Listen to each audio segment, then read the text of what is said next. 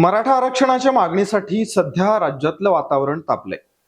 यावर काम करण्यासाठी शिंदे समिती गठीत करण्यात आलेली आहे. मनोज जरांगे पाटील हे मराठा आंदोलक आरक्षणाच्या मागणीसाठी आक्रमक आहे. मुंबईत त्यांचं आंदोलन उपोषण आहे. त्यासाठी त्यांनी मुंबईकडे कूचही केली आहे. आरक्षणाच्या प्रश्नावर जरांगे पाटील आक्रमक तर आहेतच, पण भावुकही.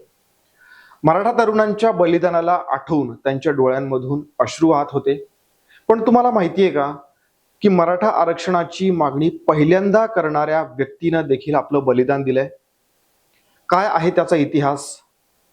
मराठा आरक्षणाचा प्रश्न आहे तरी कधीपासून प्रलंबित? मराठा समाजाच्या आरक्षणाच्या मागणीपासून कितीतरी सरकार आली, पण तरीही आरक्षण का मिळू शकलेलं नाहीये? आतापर्यंत नेमकं काय घडलंय? इतिहासातून शिकून या संदर्भानं टिकणारं आरक्षण मिळेल का, या सर्वांचा आढावा घेऊ. त्यासाठी हा व्हिडिओ पूर्ण पहा.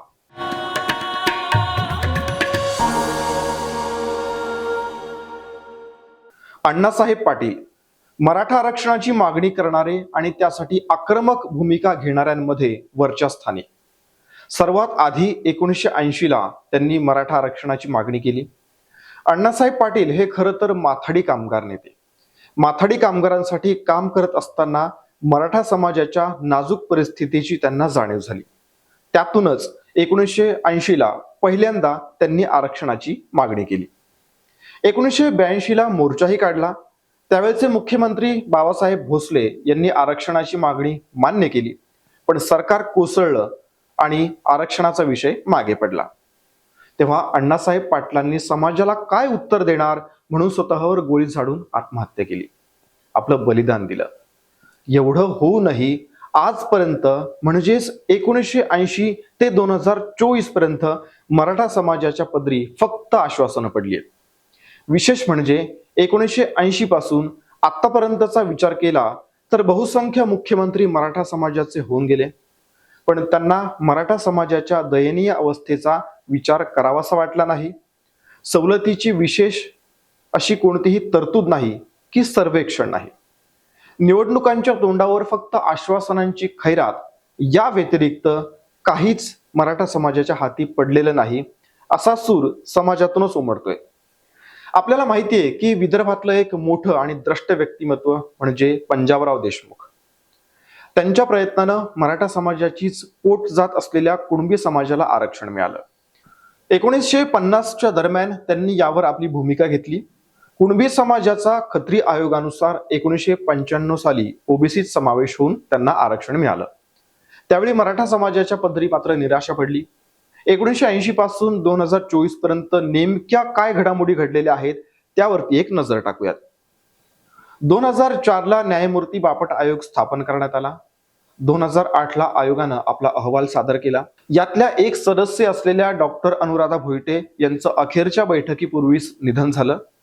त्याचा परिणाम असा की आरक्षणाच्या समर्थनार्थ विरुद्ध विरोधात 4-3 अशा मतांचा फरक पडला. बापट आयोगानं आरक्षणाच्या विरोधात निर्णय दिला. 2008 नंतर मराठा सेवा संघ आरक्षणासाठी आक्रमक झाला. 2009 ला त्यावेळचे मुख्यमंत्री अशोक चव्हाण यांनी न्यायमूर्ती BP सराफ यांच्या अध्यक्षतेखाली आयोग नेमला. 2013 साली आघाडी सरकारनं माजी मुख्यमंत्री नारायण राणे यांच्या अध्यक्षतेखाली एक समिती स्थापन केली. या समितीनं राज्यभर दौरे करून शैक्षणिक आणि सामाजिक दृष्ट्या मराठा समाज मागास असल्याचा अहवाल सादर केला. मराठ्यांना कुणबींच्या धर्तीवर आरक्षण देण्याची शिफारस केली. यात मराठा समाजाला 16% आरक्षणाची शिफारस होती. 2014 साली राज्यघटनेच्या 15(4), 15(5), 16(4) या कलमानुसार SCBC हा एक वेगळाच प्रवर्ग तयार करण्यात आला, पण याला RTI कार्यकर्ता केतन तिरोडकर सह इतरांनी आव्हान दिलं. त्यामुळे मुंबई उच्च न्यायालयानं आरक्षणाला स्थगिती दिली. दरम्यानच्या काळात कोपर्डी प्रकरण आणि त्यानंतर राज्यभर निघालेले मराठा मूक मोर्चे यावरून राज्यातलं राजकीय आणि सामाजिक वातावरण ढवळून निघालं होतं. पहिला मराठा क्रांती मोर्चा 9 ऑगस्ट 2016 ला निघाला. कोणत्याही प्रकारची हिंसा न करता शांततेच्या मार्गाने निघालेल्या या मोर्चानं सर्वांचं लक्ष वेधून घेतलं. जवळपास 55 पेक्षा जास्त मोर्चे राज्यातच नाही तर देश विदेशात काढण्यात आले. या मोर्चाचं वैशिष्ट्य म्हणजे याला कोणताही चेहरा नव्हता. सर्वसामान्य लोक, विशेषतः मराठा महिलांनीच यात पुढाकार घेतलेला आपल्याला पाहायला मिळाला. तेच या ऐतिहासिक मोर्चांचे चेहरे होते. ज्या शहरातून हे मोर्चे निघायचे तिथले सकल मराठा बांधव यात सहभागी व्हायचे. जिल्हाधिकाऱ्यांना निवेदन देऊन मोर्चाची सांगता व्हायची. 58वा मोर्चा हा सर्वात मोठा आणि शेवटचा होता.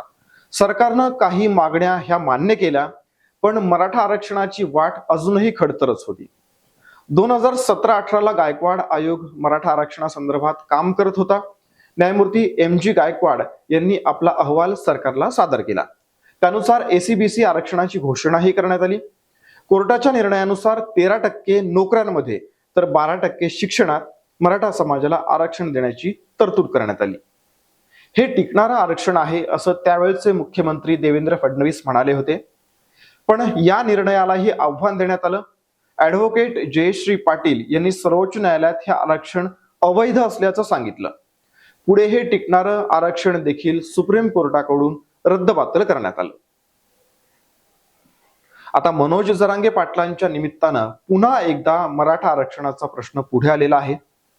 जसा मराठा आरक्षणाचा प्रश्न जुना आहे, तसंच मनोज जरांगे पाटलांचं नेतृत्व हे देखील काही आज परवा उदयाला आलेलं नाहीये, तर मागच्या 20-25 वर्षांपासून ते या आंदोलनामध्ये आहे. शिवबा संघटनेच्या माध्यमातून त्यांनी हा लढा उभा केलेला आहे.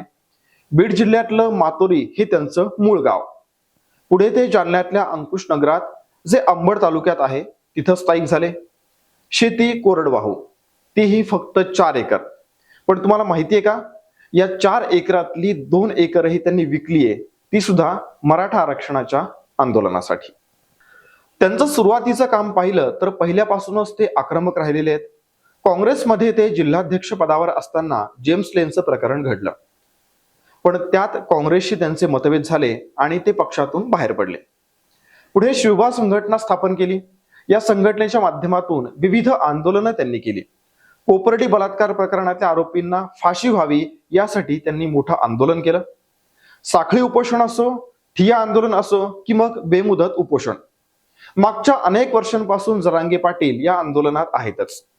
अंतरवाली सराटी इथंही त्यांचं आंदोलन हे आधीच्या आंदोलनाप्रमाणेच होतं, पण आंदोलकांवर पोलिसांनी लाठीमार केला आणि खऱ्या अर्थानं त्यांची ओळख आपल्या सर्वांना झाली. मराठा आरक्षणासाठी आतापर्यंत अनेकांचे बळी गेलेले आहेत. अण्णासाहेब पाटील यांनी स्वतःवर गोळी झाडून घेतली होती. त्यानंतरच्या विविध आंदोलनांच्या दरम्यान अनेक मराठा तरुणांनी आपलं जीवन संपवलं, पण अजूनही आरक्षणाचा प्रश्न काही सुटलेला नाहीये. ज्या मराठ्यांचं कुणबी प्रमाणपत्र मिळतंय त्यांना आरक्षण देण्याची सरकारची तयारी तर आहे, पण कुणबी प्रमाणपत्र वितरणात अडथळे निर्माण होत आहेत. आरपारची लढाई म्हणत मनोज जरांगे पाटलांच्या मुंबईतल्या महामोर्चात लाखो मराठा बांधव सहभागी झालेले आहेत. या निमित्तानं मराठा क्रांती मोर्चाची आठवण झाल्याशिवाय आपल्याला राहत नाही. त्यामुळे मनोज जरांगे पाटील आणि एकूणच मराठा समाजाचे हे प्रयत्न यावेळी तरी यशस्वी होतील अशी अपेक्षा व्यक्त होतीये. हा व्हिडिओ आवडला असेल तर लाईक करा, शेअर करा, चॅनलला सबस्क्राईब करा. तुमच्या प्रतिक्रिया आमच्यासाठी महत्त्वाच्या आहेत, त्यामुळे कमेंट नक्की करा. त्याचबरोबर आमच्या फेसबुक, X आणि Instagram पेजला फॉलो करायला विसरू नका. धन्यवाद.